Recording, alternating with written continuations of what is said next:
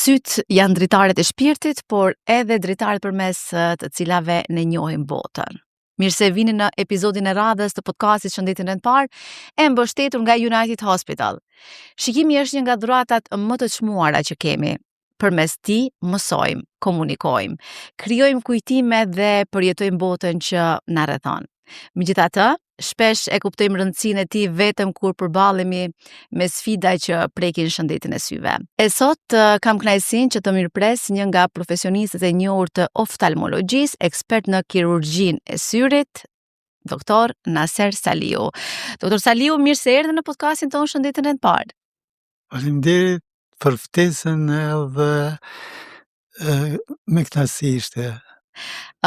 Ne biseduam pak a shumë para podcastit dhe ajo që më bëri përshtypje është mënyra se si ju, doktor, i motivoni rrethin tuaj për një jetë të shëndetshme, për një jetë pozitive, por gjithashtu që të rrugtojnë drejt fushës së mjekësisë.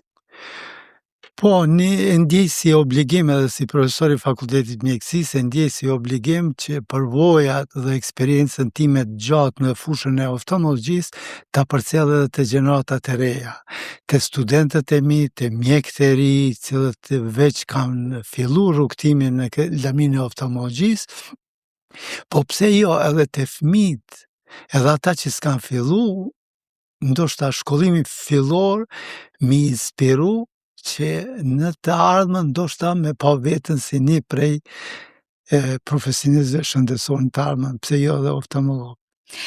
Më vjen mirë që jeni një pikë motivuese për juve, kush ju motivoi që të rrugtoni drejt mjekësisë? Është paksa interesante për arsye se shkollimi im i mesëm ishte gjimnazi shkencëror natyrore dhe unë isha shumë i fokusuar në shkencat natyrore, siç është posaçërisht i pasionuar mas matematikës. Edhe nuk pata menduar që në një të ardhmen ta studioj mjekësinë. Mirë po ndodhi rastësia me një shokun tim të gjeneratës i cili e konsideronte mjekësinë diçka të jashtëzakonshme, paprekshme edhe kishte dilema rreth asaj se a do ta kaloj provimin pranues apo jo. Edhe unë si kurreshtar thash do ta provoj veç me pa edhe ai se kjo nuk është doni ta suportoj atë. Edhe ndodhi ajo që unë u pranova një ndërpart atje në Fakultetin e Mjekësisë, edhe që nga fillimi nuk kisha doni njohuri për funksionimin e organizmit e kështu me radhë. Mirë po, me kalimin e kohës, e pash që mjekësia është me të vërtet një mister interesant edhe funksionimi i organizmit njerit, edhe njeri në tërësi, është një enigmë e jashtëzakonshme. Aty ka shumë mekanizma interesant me të cilët ai shërbet edhe funksionon. Me të vërtet është e jashtëzakonshme ai mister mo ballafaqu. Edhe filloi Duhej kohë që ju ta kuptoni rëndësinë ose misterin e mjekësisë? Po, ndoshta viti parë, fundi i vitit parë, po kur fillum ato lanë klinike që i thomin e paraklinike, kur e parë se me çfarë mekanizma është fjala, atëherë me të vërtetë unë qaq shumë u involvova në këtë lami, edhe sot e kësaj dite ai pasioni i fillimit ende është prezente te unë. Cila është një nga fjalitë që të është thënë dhe ju ja përcjellni studentëve sot ku ligjeroni në mënyrë që t'i motivoni ata që të rrugtojnë mirë? Moto për mu ka qenë mjekësia është diçka më shumë se njohuritë e marra në libra. Çka ne kupton kjo?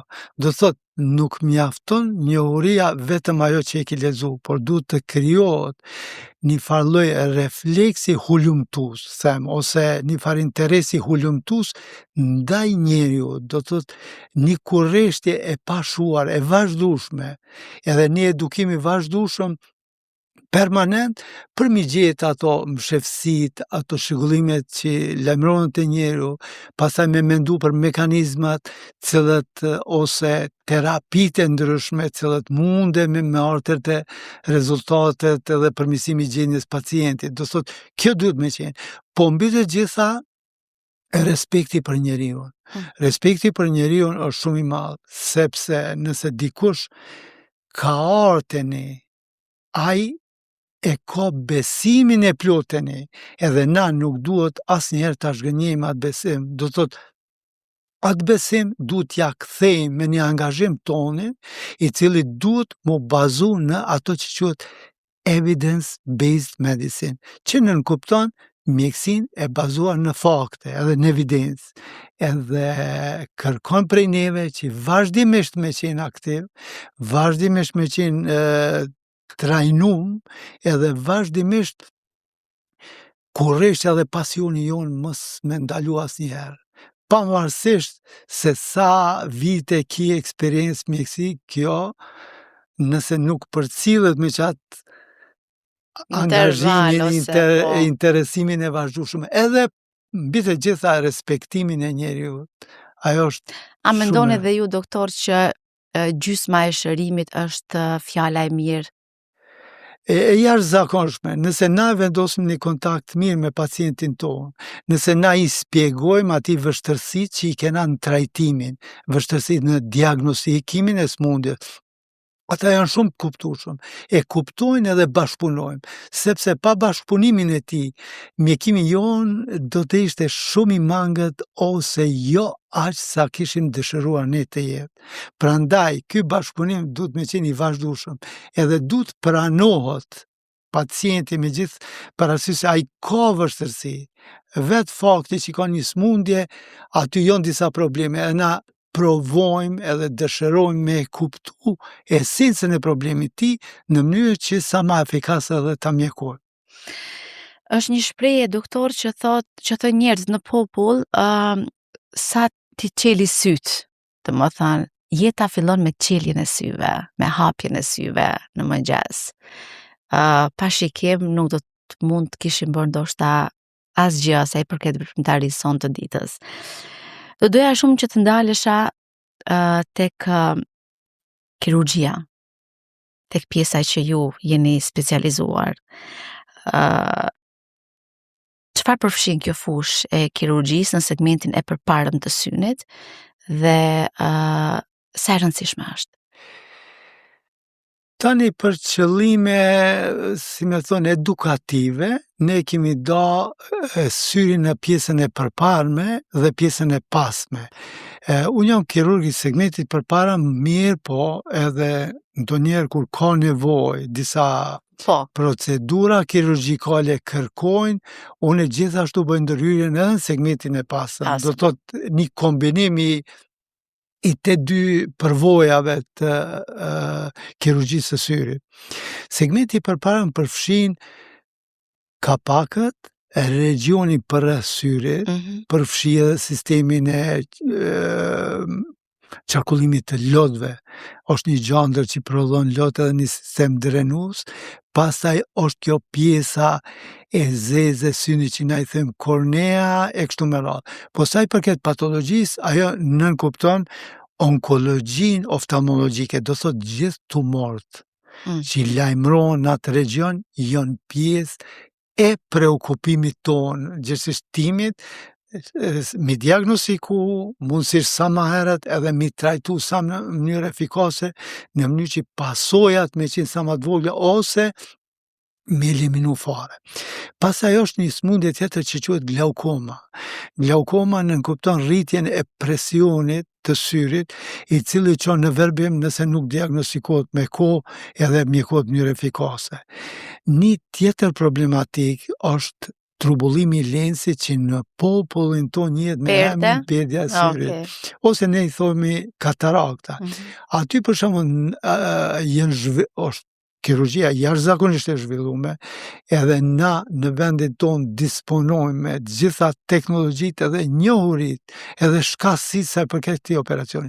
Tu fillu prej teknikës së fakoemulsifikimit që nënkupton në një premje shumë të vogël, pa dallueshme, me operu pacientin, me largu atë pëllurën e syrit ose perdën e syrit, me implantu thjerza nga të matë ndryshmet që i kemi ne, disponojmë me gjitha praktikisht thjerza që i nje bota sot në qendrat më të njoftuna të Evropës ose të Amerikës, edhe mjekimi me qenë sa më i shpejt në mënyrë që pacientët tonë më kthy shumë shpejt në punë.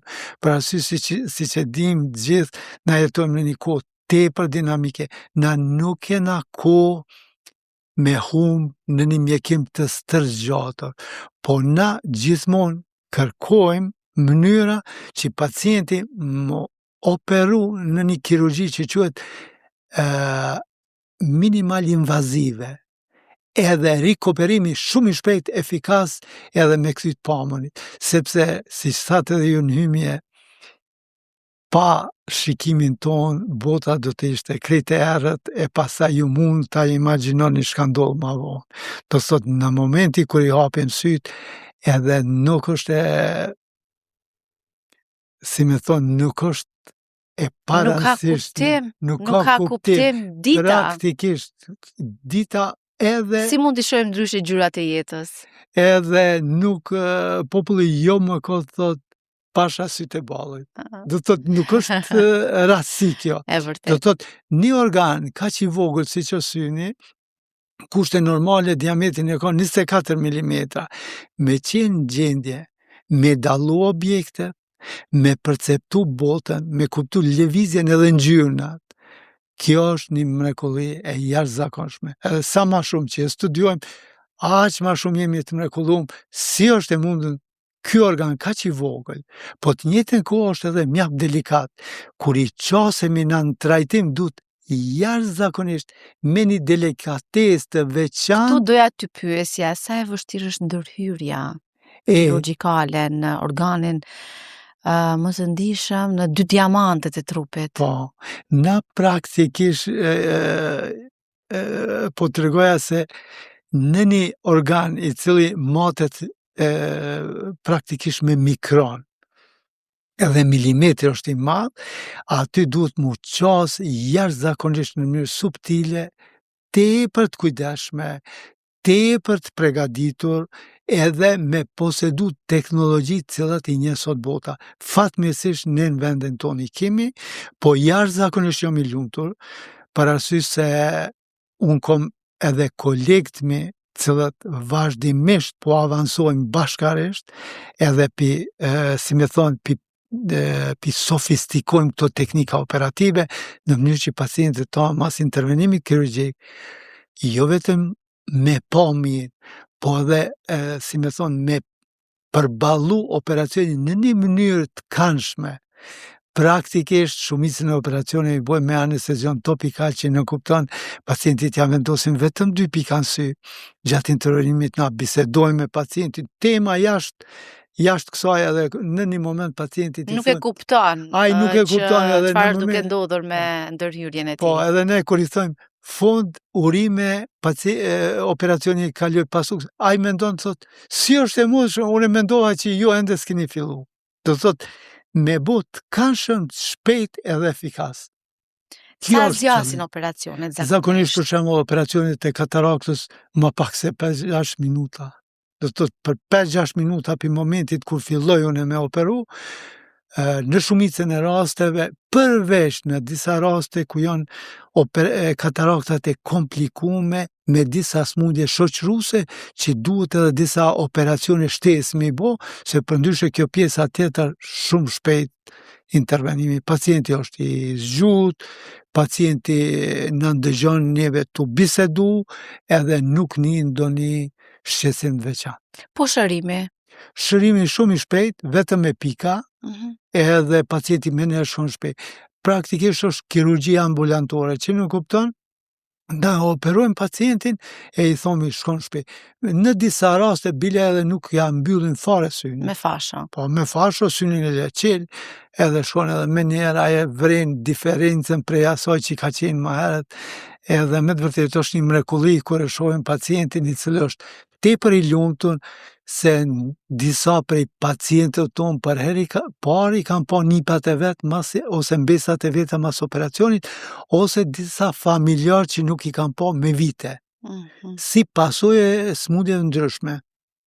qoftë kataraktës apo diçka tjetër. Ju, doktori, përmendet disa sëmundje, por cilat janë problemet më të shpeshta që sot ju hasni tek pacientë dash në mas?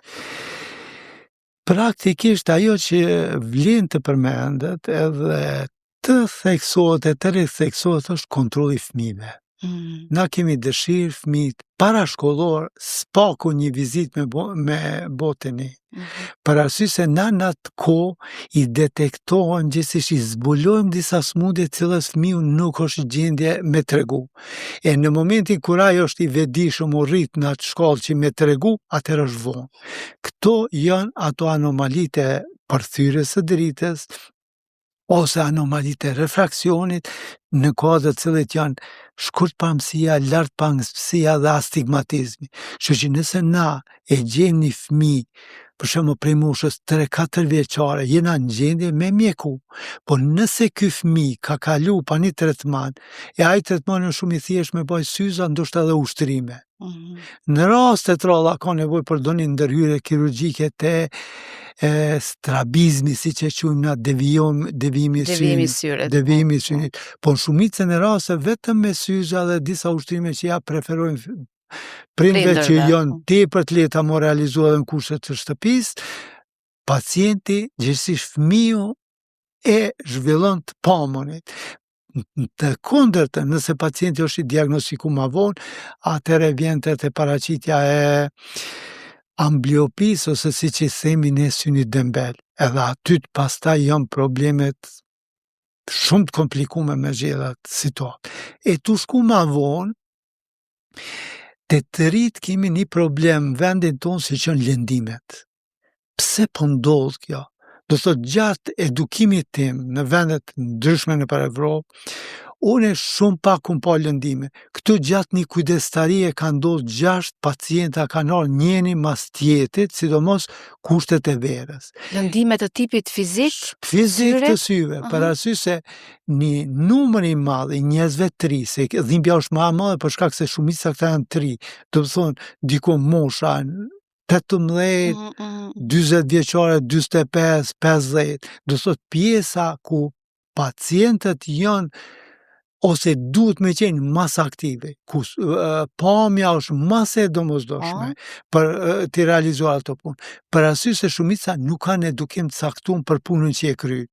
Do të thotë mirët me përpunimin e shkapudimën e hikurave të ndryshëm, dhe nuk ka pajisje mbrojtëse ndoshta. Pajisje mbrojtëse fare nuk ekzistojnë, nuk kanë njohuri qysh me realizu. Edhe na për shembull kena rastet pa pame në vendet ndryshme kur na prezantojmë punime.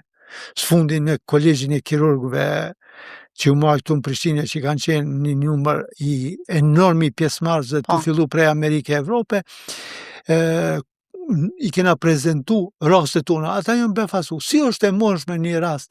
Kanë qenë tepër disa raste të rënda, mjekimi shumë i vështirë edhe pasojat e përjetshme të disa kanë me të fatkeqësisht. Prandaj, këtu kishim me theksu që përdorimi mjeteve në punë dhe edukimi duhet me qenë domosdoshmëri, sidomos njerëzit që mirën me kontrollin e punëtorëve tyne. Mos mi leju që punët e caktume janë caktume cilët janë masat mbrojtëse edhe cilët janë, si me thonë, mjetet cilët ata duhet me... Sidomos tek salduesit. Salduesit, ata që shkurtojnë, që prin hekurin, pastaj edhe te disa sporte.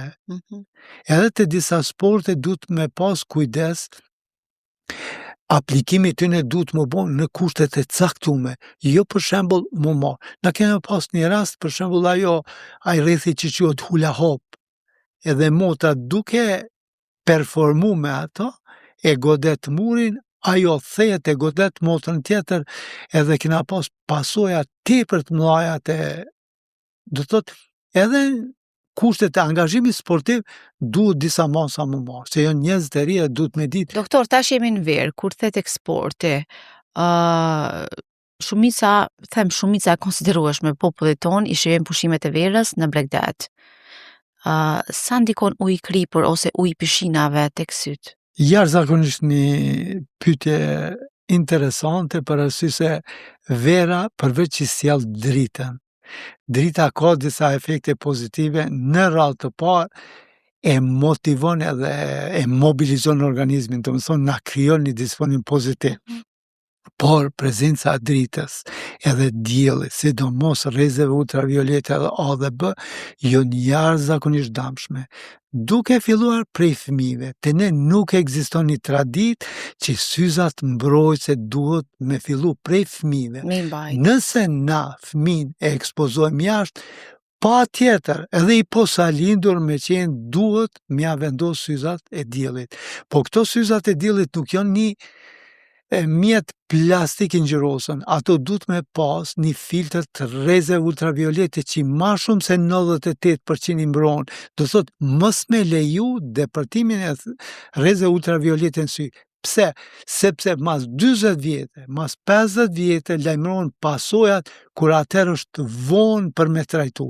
Degjerimi senili makulus me ndohet, pasaj prezenca kataraktës. Po jo vetëm këto, mënyra akute për shembull mund me shkaktu djegje, si kur rrezet e diellit që e damtojnë lëkurën, e që manifestohet me skuqe, ato janë gjendje si përfaqet e përparme synit mi damtu, me shkaktu një djegje të sipërfaqe okulare që na duhet mi trajtu me njerë, edhe pacienti duhet mu lajmëru me kohë.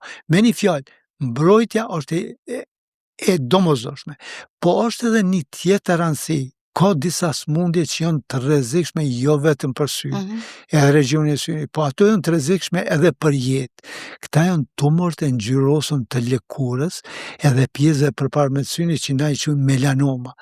Melanomat në disa raste origjinën e kanë prej ekspozimit të vazhdueshëm pa mbrojtje kundër rrezeve. Do të thotë, na duhet më mbrojt edhe gjithë persona që disponojnë në lëkurën e kapakve, ose regionin e mrenshëm të syrit që na quajmë konjunktiva. Me doni, si thot populli, beng, ose doni ndryshim pigmentos, automatikisht syzat, mbrojtjet, faktorët kundër mbrojtjes diellit, nga rrezet, edhe kurse si ekspozimi direkt mos mu realizu. Gjithmonë duhet mu mbrojt, për arsye se mendohet që në një numër të tumorve që janë malign e që e rrezikojnë edhe jetën e pacientit, e fatkeqësisht na kena raste ku kanë ardhur të na mu trajtu në faza të avancume, e u desh me bo operacione shumë delikume, edhe si me thonë jashtëzakonisht radikale, që lënë edhe pasoja jo veç funksionale, po edhe estetike. Prandaj, këtu duhet me pas kujdes. Edhe ajo pjesa tjetër kur fëmijët lozin në bregdet. Aty janë sporet e myshqeve ndryshëm, mjafton një lëndim i vogël në sipërfaqet okulare, edhe me njerë me artet e një infekcion i cili është tepër i vështirë mu trajtu. Po nëse diagnostikojmë me kohë, që këshilla për prindër kishte me qenë, me pas kujdes, fëmin ku po lozin, me qenë të mbuluma e rana e bregdetit me doni peshkir ose diçka tjetër, në mënyrë që mos damtohet syni. Po nëse fillon doni skuqe edhe ma vogël, me kuptu mënyrë serioze, edhe me njerë mu lajmëru te mjeku. Po gjithsesi është e rekomandueshme te pacientët që vujnë prej sindromi synit thatë, me përdor lot artificial në mënyrë permanente. Pastaj, ata që kanë disa infekcione rekurente, do thotë rekurente, afat gjate të kthyeshme, ata me njerë, pasi që dalin nga deti, duhet me pastru syt me ujë të pastër, edhe me, si me thonë, me eliminu efektin negativ të kripës në sipërfaqet ku janë të irritume në sy. Do thotë me pastru me njerë. Po tek pishinat, ku shohim domethënë jemi vetë protagonistë të tyre që shkojmë i frekuentojmë, lahemi dhe shohim që ka edhe klor. A ndikon klori tepërt tek syt, sidomos tek fëmijët? Fatkeqësisht kontrolli i koncentrimit klorit në informacione që i kemi na në për pishinat e vendit tonë, po edhe në region, nuk është ai duri. Do të thotë vazhdimisht mund me qenë kur klori ose substanca tjera dezinfektuese që përdoren në ujë me qenë koncentrime ndryshme. Atëherë ajo mënyrë toksike mundet me vepru në sy edhe me shkaktu një farë konjuktiviti toksik, do më thonë një ndezje sipërfaqeve të syve. Prandaj, me njerë fëmijët, sidomos në pishina duhet mi pas ato syzat mbrojtëse. Do thot, ato janë maset preferueshme, mirë po edhe masi që del fëmiu pi pishines me njerë me bu një tush me ujtë pastër edhe në mënyrë si me thonë, si preventiv me eliminu ato. Mirë po është një kategori e veçantë. Këtu janë pacientët, gjithsesi persona cilët bojnë thjeza kontakti. Nëse janë më të ndishëm. Nëse personat bojnë thjeza kontakti, gjithsesi para se me hymë pishin, ata duhet me ikë thjeza. Edhe një kohë, masi që të pastrohë syni mirë, tek ma vonë mi vendose, jo me njerë për arsye se mujnë mi, si me thonë mi, me damtu ato thjerza për që kemikateve të ndryshme edhe me vepru në mënyrë damshme në sipërfaqet e syve, kështu që duhet me pas kujdes. Në kushte normale, doktor, cilat janë disa nga shenjat alarmuese që më njerë pacienti duhet të kontaktoj oftalmologun? Natyra ka kriju një simptom të jashtëzakonshëm, edhe ato duhet me respektu, ajo skuqja. Nëse pacienti ose ne vrejmë rrethi që jemi, se do njere për shembull ai nuk është çdo herë te pasqyrja, po na si rreth, nëse e vrejmë, jemi afër një personit që syni i tij ka fillu mu skuq, sidomos njëri sy, e ka dhe sekret në atë sy, me njerë duhet mu lemru. Nuk duhet me hezitu me njerë një kontrol. E mos foli nëse fillon edhe dhimbja. E sidomos humbja të pamënit. Ajo është alarmuse që diçka serioze pundon sy, edhe me njerë duhet mu lemru të mjeku. Nëse për shembull pacienti ka dyshime që i ka ra një trupi huj në sy. Për shembull u ngrit një herë pa pritur, ai s'ka qenë i përgatitur edhe ka hyrë diçka në sy. Absolut nuk duhet familjarët me hap synin e me faculetat ndryshme, me palomat ndryshme. Kjo ndodh tek ne. Shumë shpesh, na kemi rastet vazhdueshme, edhe unë e pyes pacientin, kush tentoi ty më ta nxjerrë këtë trupi syve, e ai fillon të qeshë, thot ku peti, se pesho se synin krejt e ka gërvish, e ka dëmtu. Për arsye se aty nevojitet një profesionist si që është oftalmologu, nevojitet aparatura si që është biomikroskopi, se nuk mund na me nxerr me sy të lira ato shumicën e hera. Prandaj me njëherë dyshimin në trup të huj, me njerë duhet me mobilizu familjen e pacientin me shku të mjeku edhe me trajtu mënyrë efikase. Ose kemi dëgju dhe raste kur pacienti ose njeriu ka pas skuqje të syve me qumsht të gjirit. Kjo është jashtëzakonisht e dëmshme, për arsye se nëse pacienti ka qenë infektuar me baktere të ndryshme, ai qumshti krijon medium për shumëzimin e tyre, edhe na fitojmë një efekt kundërt, tu mendu që pe trajtojmë. Na kemi kësi raste shumë praktik, mirë po kjo praktik, ose praktika tjetër, unë e vendosa disa qajnat kamomile në sy, ose edhe ma tragjike. Nga që kamomili një si shqetësues. Po, nuk është i preferueshëm ai për sy, mu përdor. Pastaj edhe më shqetësues. Ose dhe limoni. Kam dëgjuar dhe limon, pikat limonit. Pikat limonit. Limoni është acid. Acid edhe mund me vepru mënyrë kimike në sy. Po ajo që është më shqetësuese te ne, kur unë i pyes ku keni qenë, kur ka fillu smundja e se pasqyra tipike, isha unë te një X personi atje, edhe me një kokër sheqeri ai mu mi heki këto ato. Do thot ende procedura, si me thonë, që nuk përdoren as nuk njihen botë, na ndëgjojmë që mund me ndote në syni, si thamë që nga fillimi, është organ ndishëm, nuk lejon aty procedura e veprime fizike të pamatura prej njerëzve që nuk janë kompetent mu marrë me trajtimin e tij.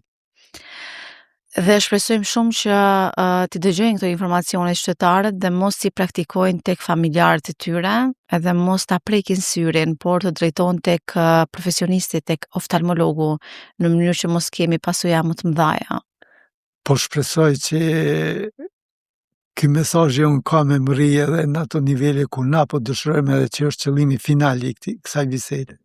Folëm më herët për sëmundjen e kataraktit apo siç njihet në popull perdja e syrit, nëse s'gaboj. Po. Te perdja, okay. Konsiderohet si një nga ndërhyrjet më të suksesshme, siç thatë dhe ju, më të shkurtrat ndërhyrje operacionale. Po, si zhvillohet kjo procedurë?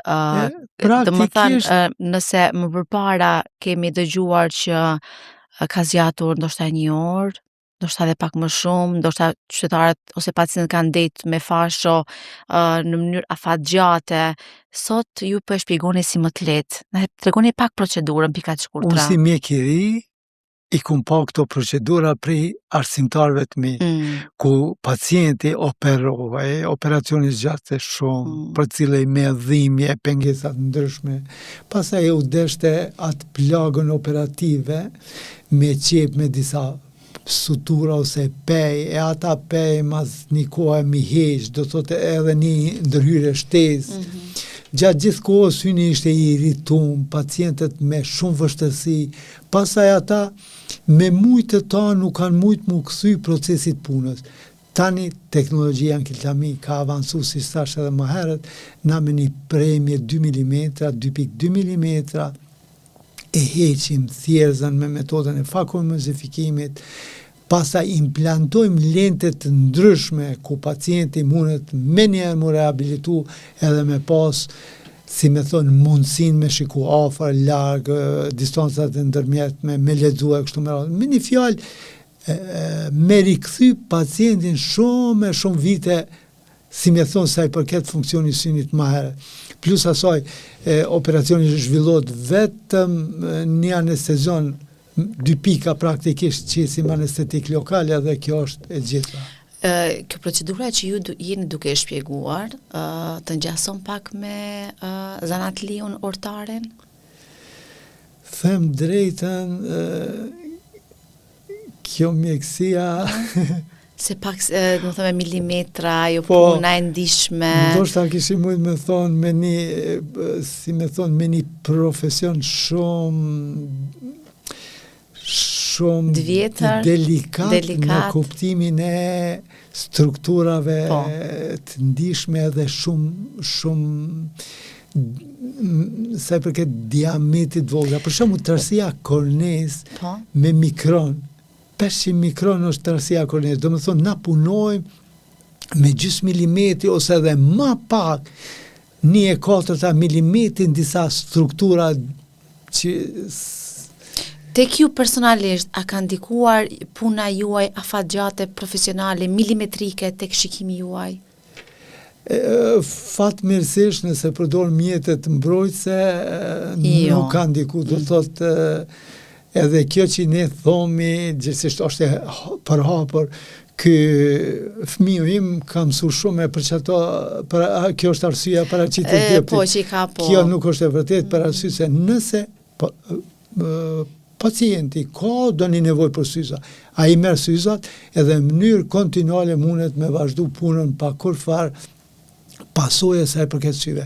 E sa i përket profesionit tim, na kemi disa procedura që janë të rrezikshme për synin tonë si kirurg. Ato janë procedura laserike dhe na kur punojmë me laser, po na i kena syzat adekuate, cilët na i respektojmë, jo vetëm për veti, po dhe stafi që gjinen në sallën operative. Në momentin kur unë du me përdor laserin, unë me njëre paralajmëroj stafin. Jemi gati se unë po du me apliku vula laserike në sy, edhe ata i vendosin syzat, edhe ata që janë rreth meje. Do më thonë, na e mbrojmë stafin edhe veten nga ato. Nëse na i përdorim mjetet mbrojtëse, nuk paraqet kurfar rreziku puna me ato procedura që janë të rrezikshme nëse si kishim përdorur.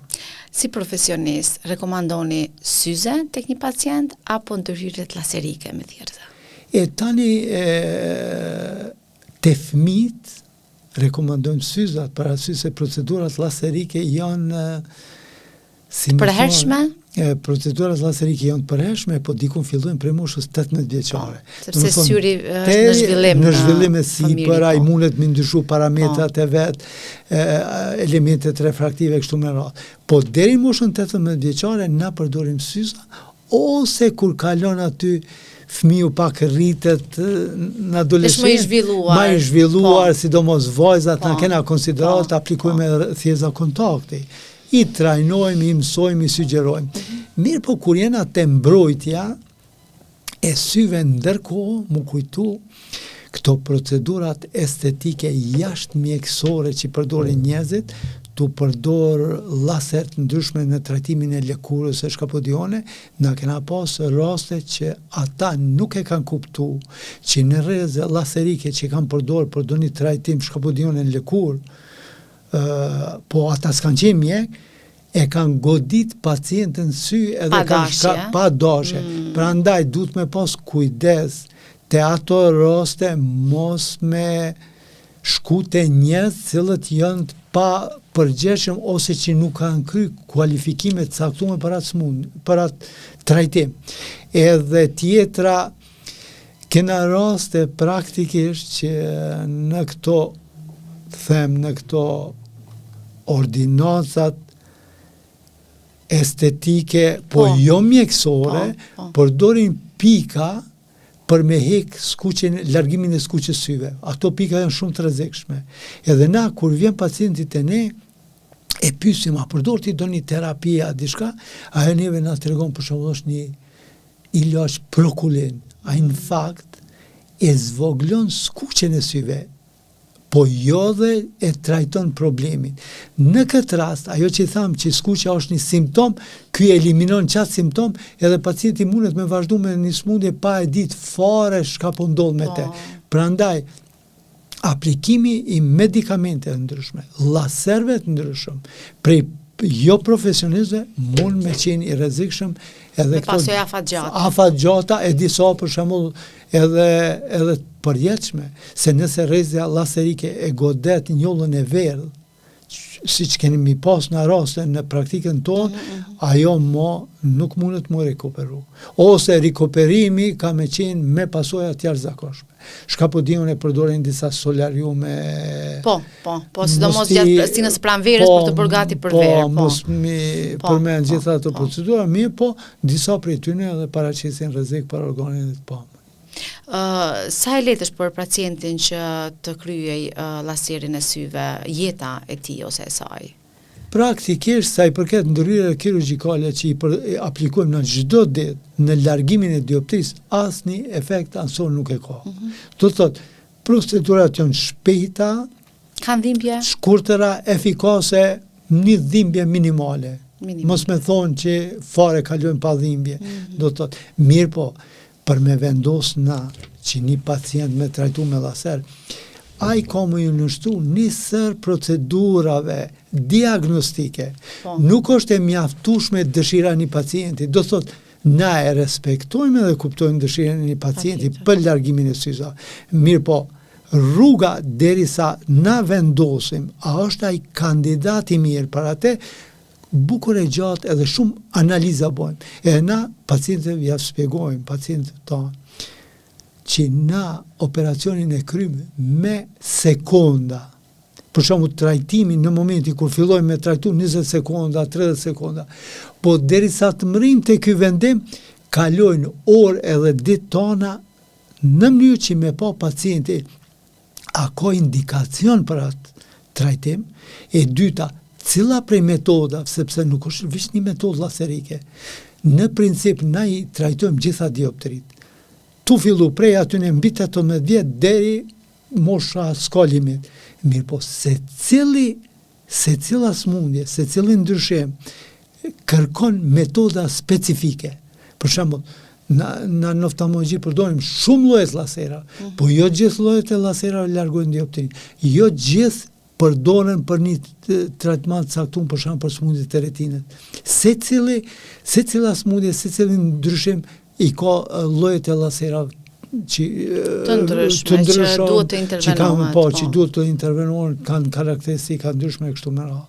Kështu që përgjithësi jashtëzakonisht e madhe është për arsye se procedurat laserike për largimin e dioptrisë janë estetike.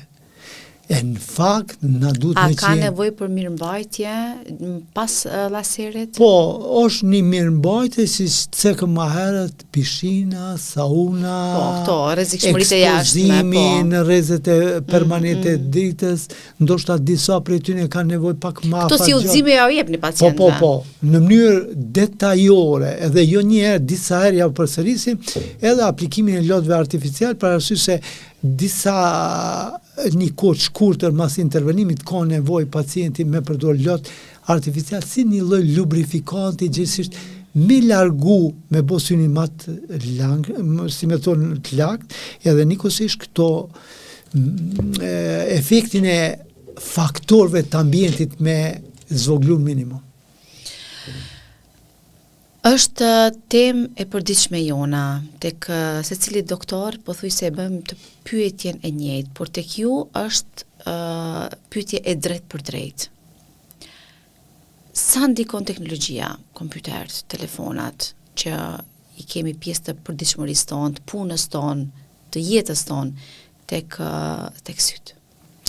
E tani jena në një fazë të një zhvillimit jashtëzakonshëm teknologjik. Ata quajnë fatmirësisht? Ta quajmë fatmirësisht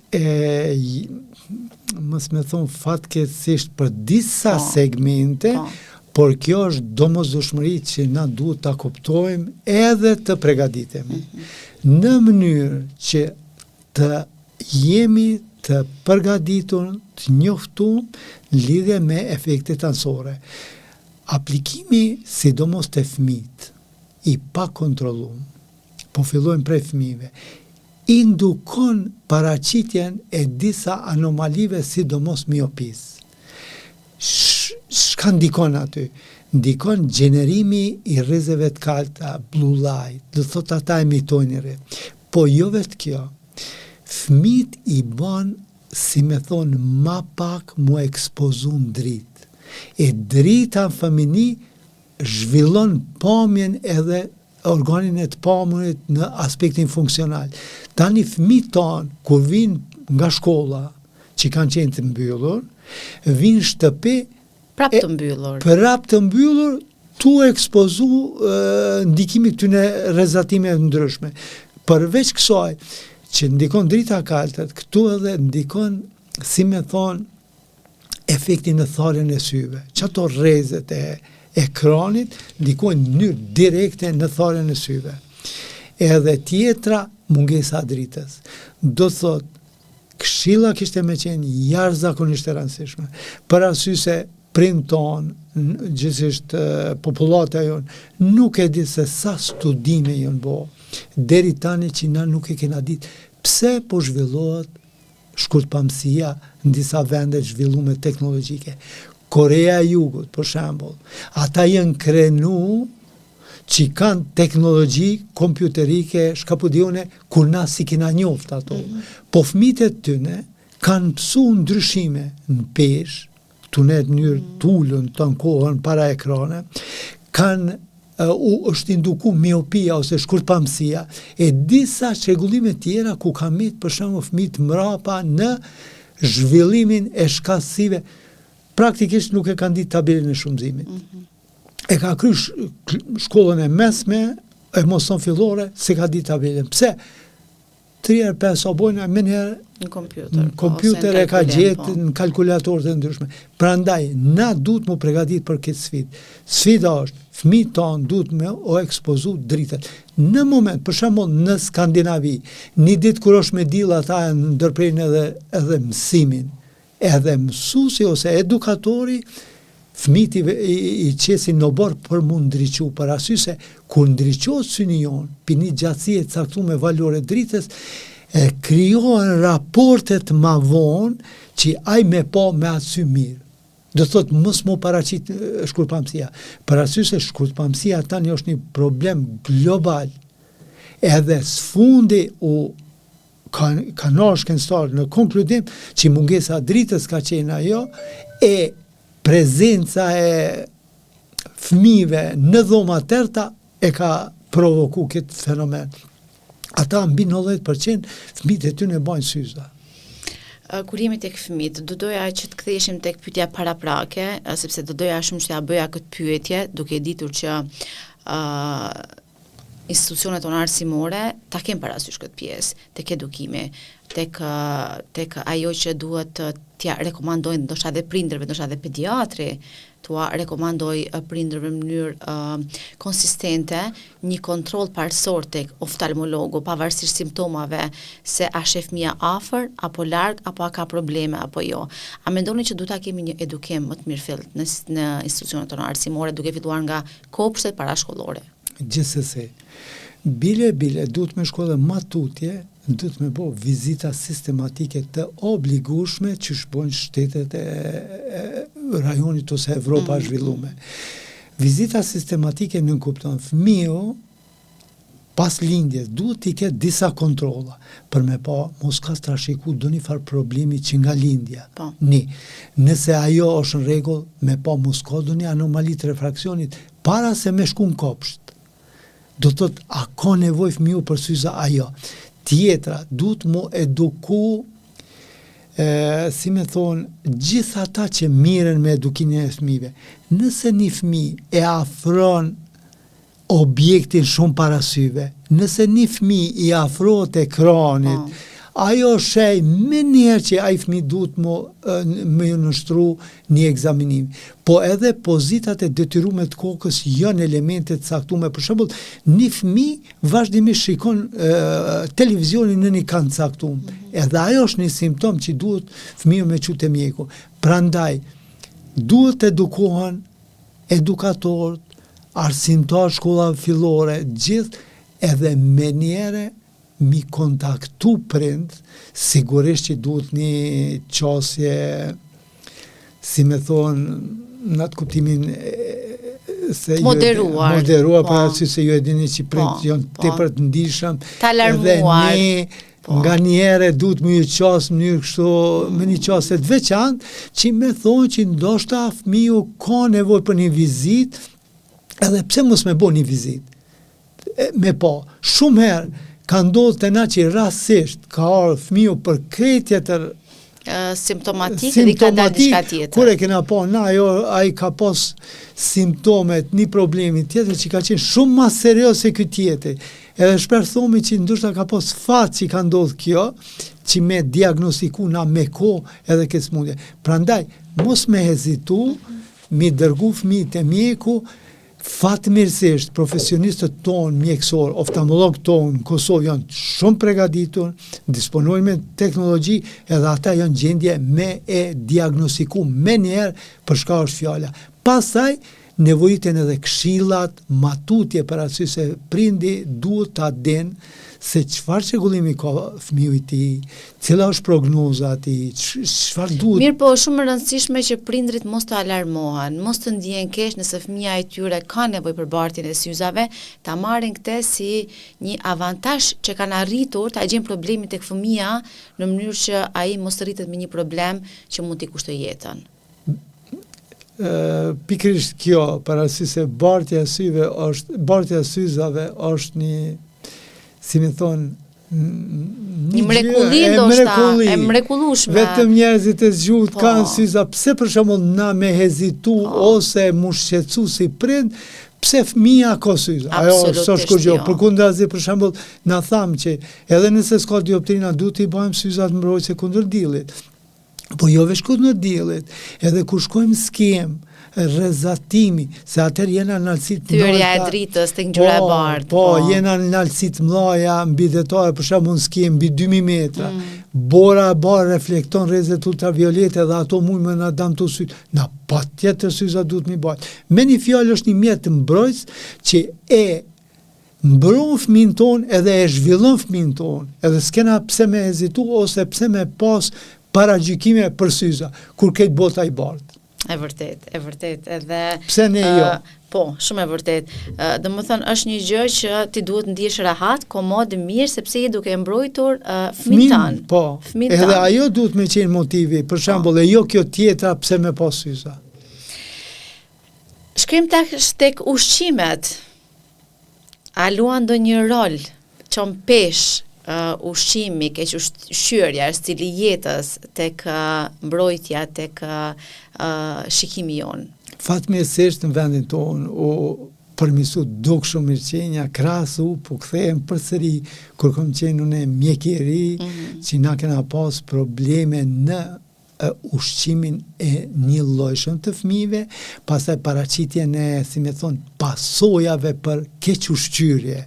Po tani kena mri në një stadium ku është mirëqenja më e mirë, po është paraqitur një problem. E ajo quhet mbi pesha.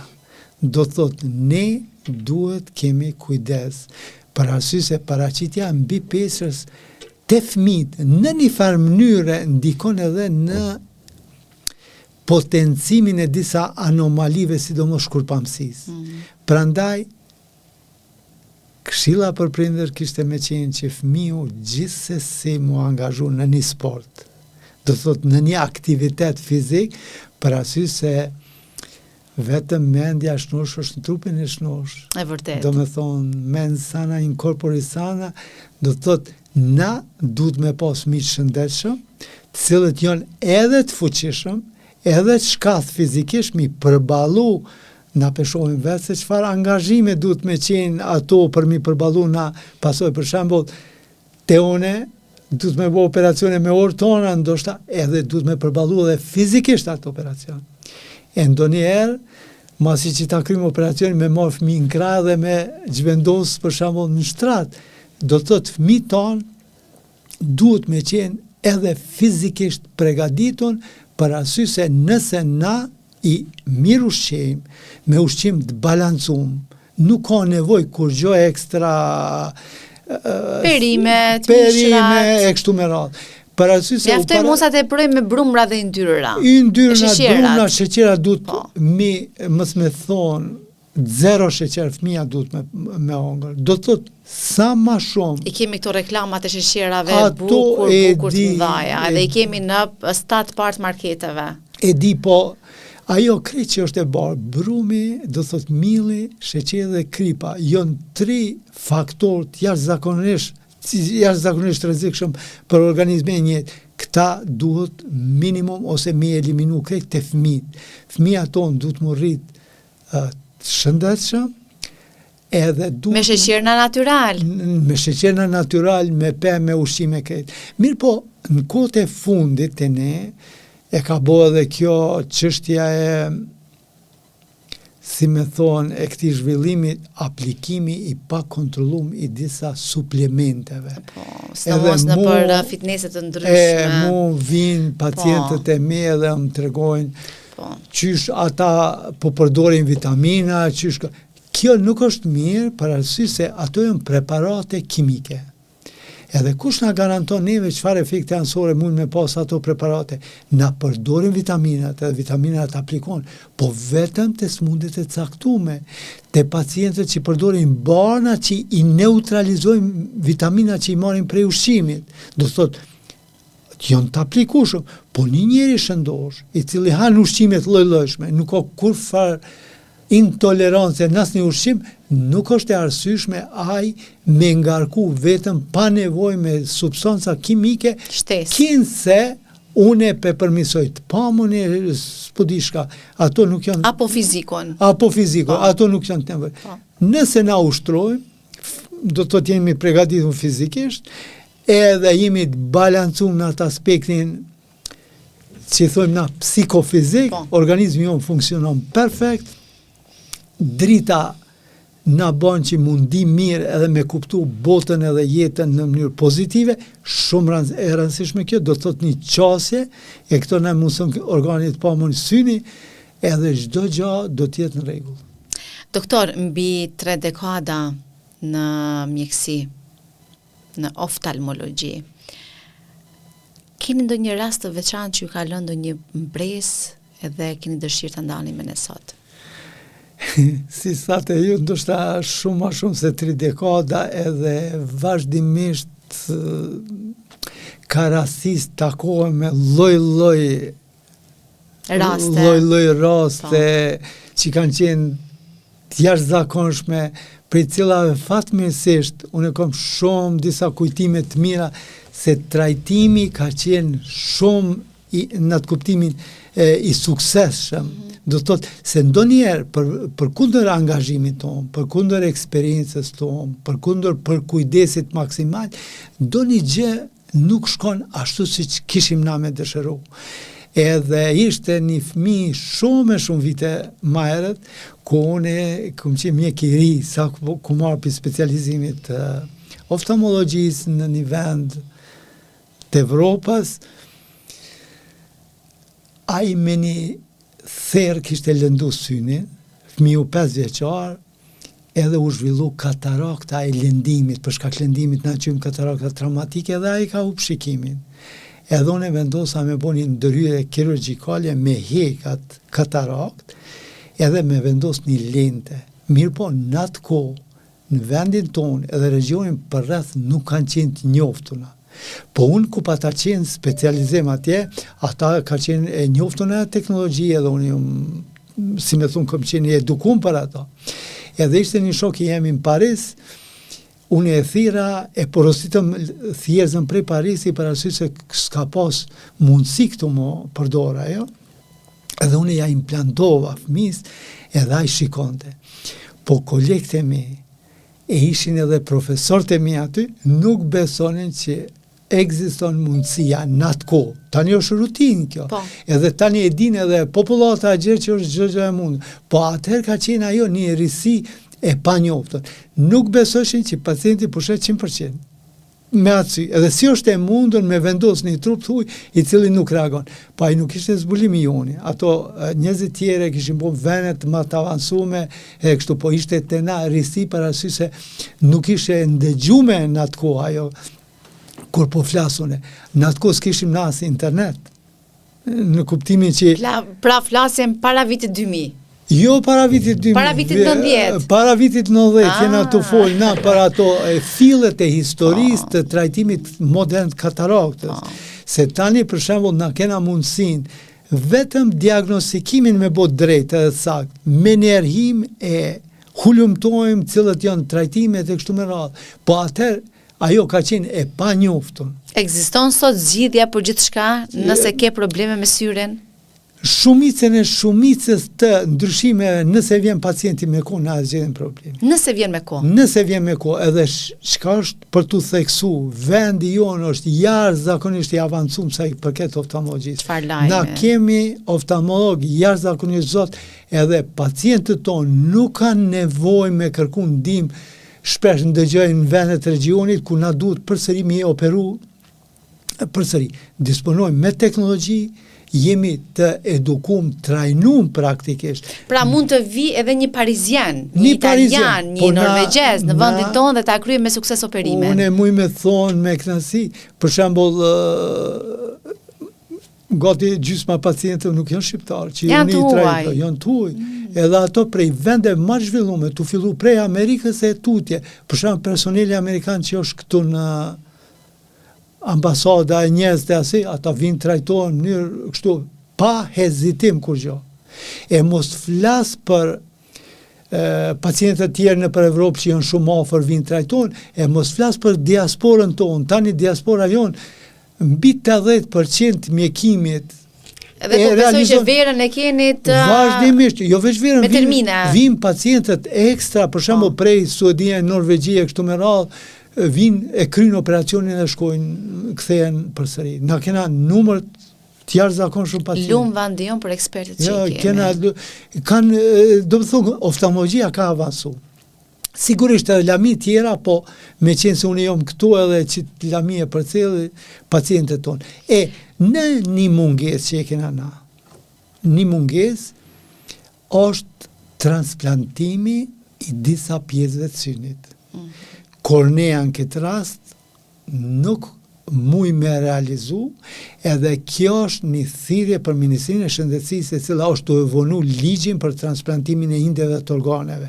Na jena të përgatitur, e kena teknologjinë, nuk mujmë për shkaqe ligjore me e transplantu. Më kujtohet me njerë mas luftës, një paciente, një fëmijë, një vajzë e vogël, 8 vjeçare, ajo shoqja me një laps që është kaliumit, e ka prek, a i ka shkaktu një lëndim tepër të madh në sy.